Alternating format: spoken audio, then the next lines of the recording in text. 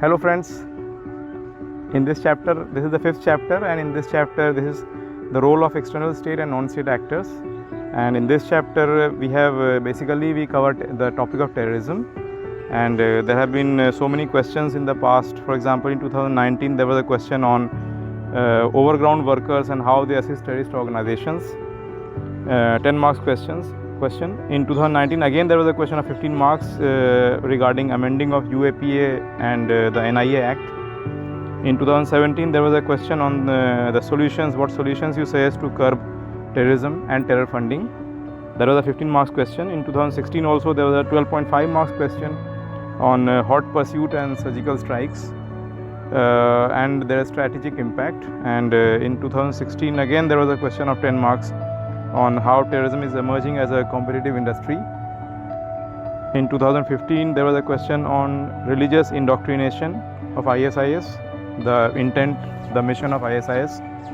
It was a 12.5 marks question. And in 2014 also there was a question of 12.5 marks on the impact of radicalism and the strategies to be adopted to counter it. Friends, you have seen in last 6-7 years there have been almost 1 or 2 questions each year. So the importance of terrorism cannot be discounted. So if you study this chapter thoroughly, you will be able to answer all these questions and more. In this chapter we have first defined what are external state actors and what are non-state actors. We have defined terrorism. We have also defined the forms of terrorism as per the second Administrative Reforms Commission, and we have seen how terrorism acts as a tool for Pakistan regarding proxy war with India. You have seen Pakistan has lost 3 conventional wars with India, and therefore it feels that in a military situation it will not be able to combat India, so it goes for a low cost option, that is terrorism.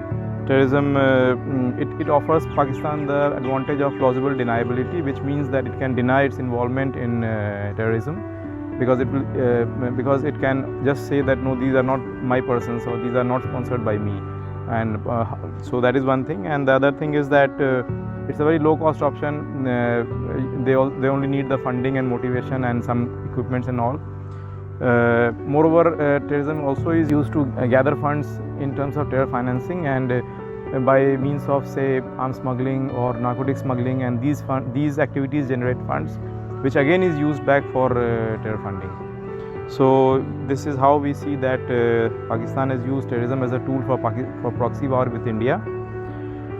Then we study the important terrorist organizations supported by ISI. Some of these are Hizbul Mujahideen, Lashkar-e-Toiba, Jaish-e-Mohammed, Harkatul Jihad al-Islami, and we study about United Jihad Council, which is a conglomerate of the terrorist organizations, anti-India terrorist organizations based at Pakistan. We list out the important terrorist incidents in India. We have so friends, these organizations were basically based out of Pakistan. However, there are some organizations which are rooted in India as well. For example, and this is called hinterland terrorism, and we study the causes of hinterland terrorism. Some of these organizations are like the SIMI, Students Islamic Movement of India, Indian Mujahideen. We'll also study how these organizations developed, and we'll see what is Karachi project, which is a project by the ISI to sustain homegrown jihadist network in India. We'll study also about right-wing terrorism in India, and we study about Khalistan movement. We will look into terror funding. You know, there was a question on terror funding. We'll look into terror funding, the perspective of Pakistan and Jammu and Kashmir, but also in the other 2 theatres, that is the Northeast militant groups as well as the Maoists. We will have a section on Financial Action Task Force. FATF, as you know, is an independent intergovernmental body which is tasked to curb terror funding and terror funding.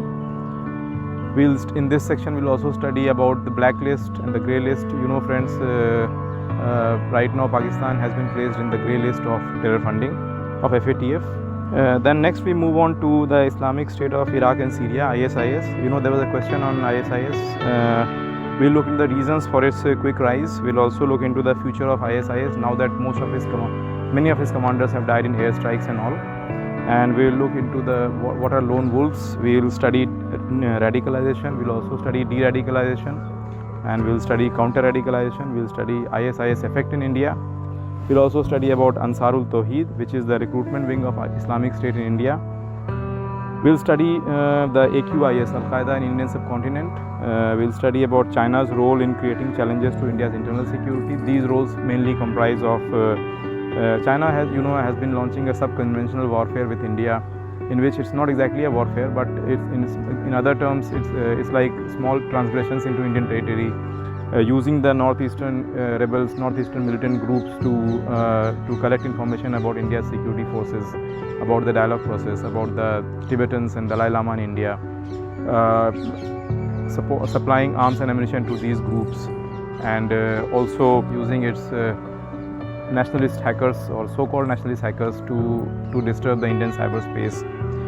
As well as China has been trying to increase its naval presence in the Indian Ocean by acquiring many ports like in Sri Lanka, like Gwadar port in Pakistan, and several other bases. You will study about this further in the chapter on coastal security. Then we move on to the anti-terror response mechanism of India. These include intelligence agencies, IB, NatGrid, multi-agency center. These include bodies like the National Security Guards, NSG. These also include investigative agencies like the National Investigation Agency and the related laws like UAPA and NIA Act. Next we move on to a detailed study of the UAPA Act. We study why on what grounds it has been opposed. There was a question on what grounds it has been opposed. We have a box on the recent amendment to UAPA 2019, and then we study about the international cooperation for countering terrorism, and we end the chapter with a few suggestions for countering terrorism. Thank you friends, hope you enjoyed the chapter.